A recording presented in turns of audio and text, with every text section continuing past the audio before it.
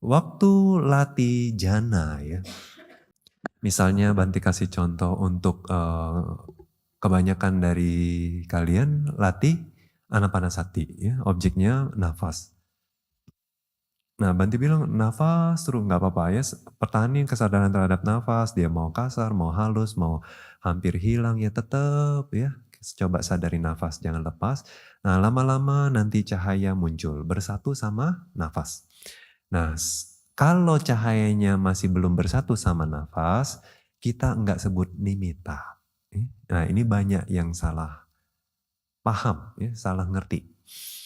Ya kirain, oh berarti kalau ada warna cahaya di luar, nah, itu nimitta dan lain sebagainya. Bukan ya, nimitta itu yang sudah bersatu. Yang ini apa? Cahaya konsentrasi aja kita bilang ya. Nah, terus kalau dia sudah bersatu sama nafas ya, cahaya ini kita sebut nimitta. Nah, kita sebutnya cahaya, tapi kadang itu dia nggak selalu terang waktu bersatu itu ya. Dia bisa kabur buram. Nggak apa-apa, meskipun buram ya, kita tetap sebut nimitta. Dan yang di depan sana, yang jauh itu ya, meskipun terang kayak apapun ya, udah menyelimuti satu badan gitu ya. Tapi kalau dia belum bersatu sama nafas, ya, tetap kita bilangnya itu bukan nimitta, itu cahaya konsentrasi. Ya. Nah, nimitta justru yang buram juga sudah nimitta, tapi yang penting sudah bersatu dulu ya. Nah, tapi biasanya dari buram, nanti kalau kita perhatiin lama-lama dia makin terang, makin bersih dulu ya. Bersih dulu, kalau putih dia putih bersih, kalau kuning dia kuning bersih, warna nggak masalah di sini. Ya. Objek Anapana itu enaknya warna nggak masalah, ya bisa apa aja. Bahkan kadang-kadang dari satu sesi ke sesi yang lain bisa berubah ya. Nggak apa-apa, nggak masalah. Terus warnanya makin lama makin bersih. Terus makin lama dari bersih jadi makin terang gitu ya, baru makin jernih gitu ya. Nah jernih itu bukan tembus pandang gitu ya, bukan bening. Ya. Kadang orang bilang bening, oke. Ih cewek itu mukanya bening, kulitnya bening. Apa tembus pandang? Ngeri kali ya. Enggak ya, tapi kita bilang apa? Jernih ya, mukanya bersih gitu ya, enggak? Nah kayak gitu, nimitannya jadi nggak buram lagi, bersih gitu, jernih ya. Nah apalagi kalau udah terang begitu, jadinya ya makin bersih loh ya. Nah terus juga waktu fokus ya, nah dengan nimitta yang terang, jernih, bersih begini ya, itu bisa sampai jana satu. Nah tapi nanti ada pendekatannya setelah naik jana satu ke naik jana dua, ya jana tiga, jana empat. Nah objeknya apa? Sama aja. Objeknya juga nimitta yang terang itu. Ya, ya kadang dia bisa makin terang. Ya. Tapi meski kadang juga nggak begitu terang juga tetap nimitta yang sama. Ya. Nimitta yang terang itu juga.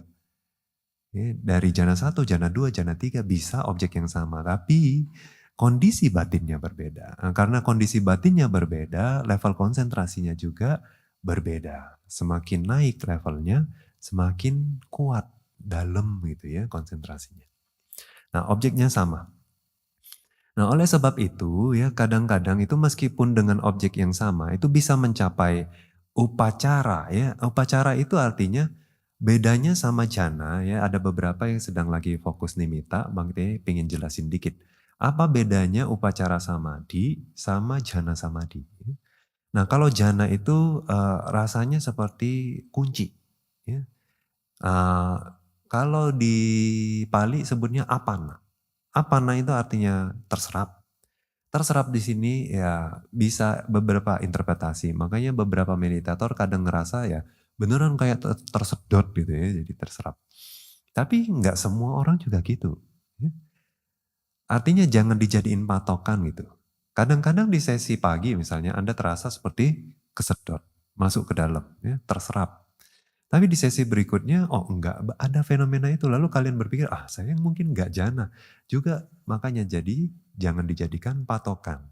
Kadang-kadang juga makanya itu juga sebabnya kita nasihati, jangan diskusi sesama meditator gitu ya. Kenapa? Ya itu kadang-kadang tuh curhatnya itu berdasarkan latihan pribadi gitu ya. Nah itu nanti bisa salah paham juga.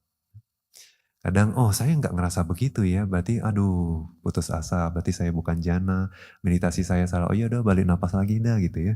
Nah jadinya mubazir, ya, sayang waktunya nanti. Nah jadi yang pasti di Abhidhamma itu bilang bahwa waktu jana ya, batin itu terus ngambil objek itu tanpa putus, jadi lengket gitu ya, terkunci gitu. Batin itu nggak bisa lepas lagi ya, nggak ada gap ya. Rapat kesadarannya tuh ya ke satu objek gitu. Nah, jadi kunci di situ, ya, lengket di situ. Makanya kalau di Abhidhamma disebutnya ekagata. Ini faktor yang sangat menentukan. Keterpusatan batin atau kemanunggalan batin gitu ya. Manunggal batinnya. Diem di situ. Nggak ngambil objek lain. Nah, kadang mereka bilang, oh berarti saya masih dengar suara gitu.